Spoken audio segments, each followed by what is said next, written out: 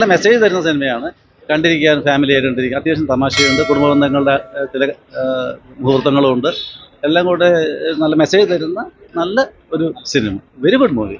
എപ്പോഴും ഒരു ഡാൻസും അത് ഇതൊക്കെ ആയിട്ടുള്ളതല്ലാതെ ഇങ്ങനത്തെ സിനിമകളും വരണം.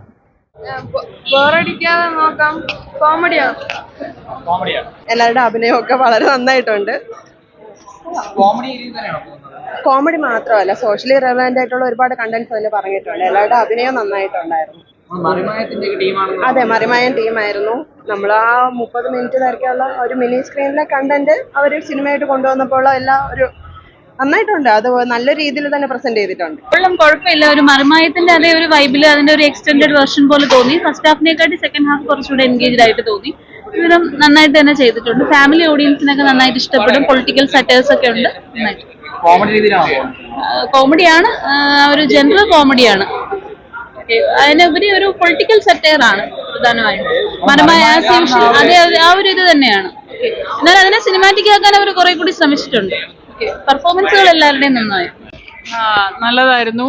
Okay, the main motivation to come here is Marimayam team ആയതുകൊണ്ട്. ആൻഡ് അവരിങ്ങനെ ഒരു മൂവി ആയിട്ട് എങ്ങനെ ഉണ്ടാവുമെന്ന് വിചാരിച്ചു.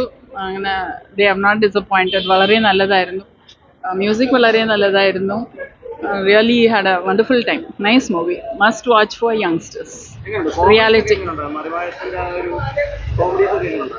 കോമഡി എല്ലാം നല്ലതായിട്ടുണ്ട്. ആൻഡ് നല്ല ഡീപ്പായിട്ട് ഒരു റിയാലിസം ഒന്നുണ്ട് വില്ലേജിൽ നിന്ന് കാണിക്കുന്നത്. ഇന്ത്യയുടെ റിയാലിറ്റിയാണ് അത് കാണാൻ പറ്റുന്നുണ്ട്. That is A message. I think youngsters അതാണ് പറയുന്നത്. എല്ലാവരും കമ്പൽസറിലി ദേ ഷുഡ് സീ. എപ്പോഴും ഒരു ഡാൻസും അത് ഇതൊക്കെ ആയിട്ടുള്ളതല്ലാതെ ഇങ്ങനത്തെ സിനിമകളും വരണം. Thank you.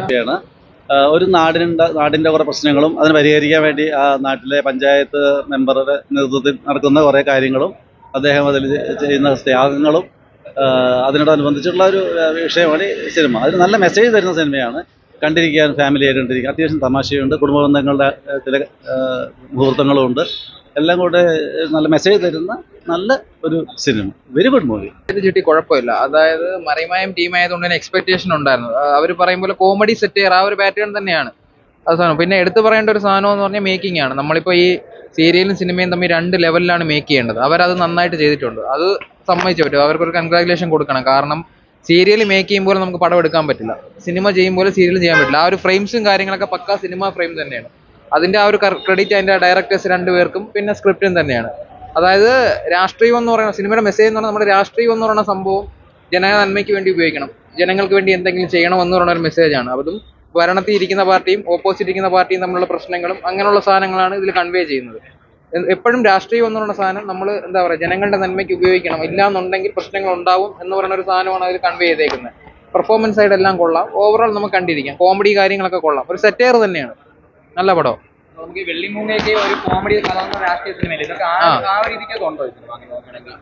സ്റ്റോറി അതുമായിട്ട് ബന്ധമൊന്നുമില്ല. പക്ഷേ ആ പടം കാണുന്ന ഏതാണ്ട് ഒരു ഫീലൊക്കെ നമുക്ക് കിട്ടും. അതായത് സെറ്റയറും കാര്യങ്ങളാ കിട്ടും. ഓവറോൾ കുഴപ്പമില്ല, നമുക്ക് കണ്ടിരിക്കാം.